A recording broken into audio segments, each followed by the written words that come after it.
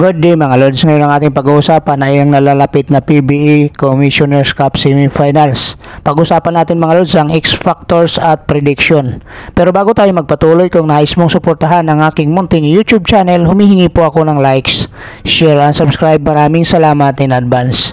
Ngayon, unahin natin pag-usapan ang Barangay Ginebra San Miguel kontra Northport Batang Pier. Simula ng elimination ng mga Lods, ang tagumpay ng Northport Batang Pier ay nakabase sa tatlong players nila. Patunay dito ang mahigit 40 minuto sa loob ng court ng tatlong key players nitong Northport Batang Pier.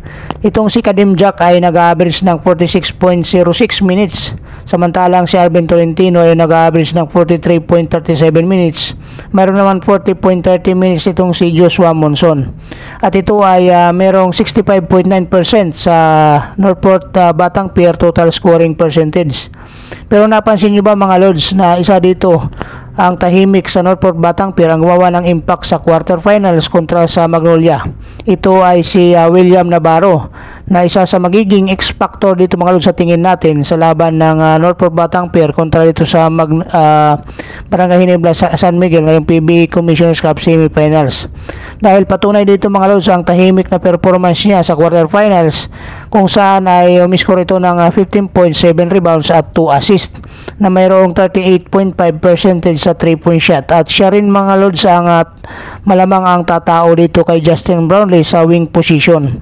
Kaya napaka-crucial ng papel na gagampanan itong si William Navarro dito sa Northport Batang Pier sa semifinals. Para naman dito sa Barangay Ginebra San Miguel mga Lods, ang magiging X-Factor dito sa Ginebra ay itong si Stephen Holt.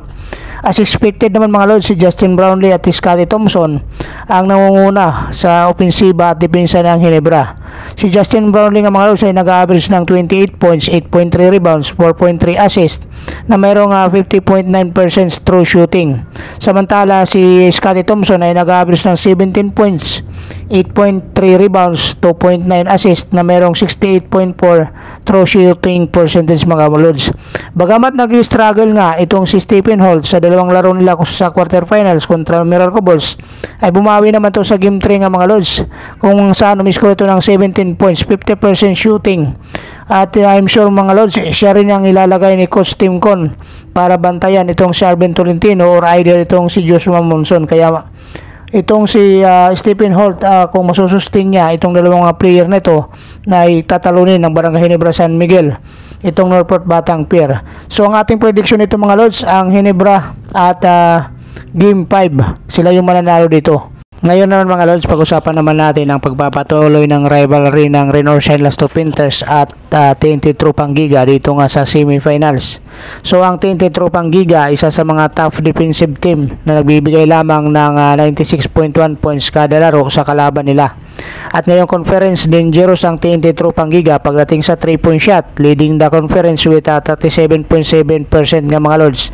At dominante sila dahil sa presensya nga nitong si RHJ, kaya nakakapag-stretch sa floor yung mga shooter nito. Ang Reynor Shine Las Tupinters naman, ang opensiba ang kanilang sandata. Katunayan, sila yung pangalawa sa liga sa scoring per game na mayroong 108.7 gamit ang kanilang up tempo style at ang magandang ball movement. At isa pa dito mga Lods na maganda sa Reynor Shine Las Tupinters ay ang kanilang assist. Dahil pagdating sa assist, ngayong conference sila ngayong nangungunang mga Lods na mayroong 23.5 per game. At ayon nga sa ESPN, ang X-Factor ng Reynor Shine Las Tupinters ay ang kanilang reinforcement na si Dion Thompson, dahil naibibigay niya yung kakulangan ng Reynor Shine Las Tupinters lalong-lalo na sa shaded lane. At isa sa mga inaasahan ng Rose itong si Dion Thompson sa kanyang rebounds at saka opensiba. Katunayan dito nga mga Lods ay nag-average siya ng 31 points, 15 rebounds at 7 assists na mayroong 67% true shooting. Dahil dito ang TNT ay all eyes din dito sa kay Dion Thompson, at lalong-lalo na dito sa rising star ng Ross na si Adrian Nocom na nag-average naman ng 22.3 points, 2.3 rebounds, 3 assists at mayroong siyang 69.6 true shooting percentage ngayong quarterfinals. At para naman dito sa TNT Tropang Giga nga mga Lods, itong si Poy Iram ang sinasabi ng ESPN na magiging X-Factor. Dahil itong si Poy Iram yung center position ang kailangan nga dahil nga itong si Killy Williams ay medyo may edad na nga mga lods. So itong si Poy Iram ang inaasahan, lalong lalo na itong si Poy Iram din ang maglilimita at magbabantay dito sa import ng Reynolds and Lastro Printers na si Dion Thompson. At ang maganda din dito kay Poy Iram nga mga lods sa isa sa mga trait ng Reynolds and Lastro Printers pagdating sa pick and roll. Dahil dito sa laban nga kontra Reynolds and Lastro Printers sa elimination ay umiscore ito ng 14 points, 8 rebounds na mayroong 60% true shooting. Huwag lang madadala sa emotion itong si Poy Iram mga lods dahil sa pamimisikal ng mga player nitong Reynolds and Lastro Printers, dahil kung mangyari nga ito mga lods ay masisira nga yung laro ng TNT Tropang Giga, lalong lalo na itong si Poy Iram.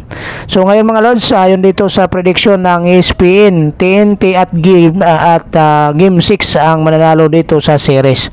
So i-comment nyo lang dyan sa mga baba mga lods ang yung mga komento at suggestion. Maraming salamat. God bless you all.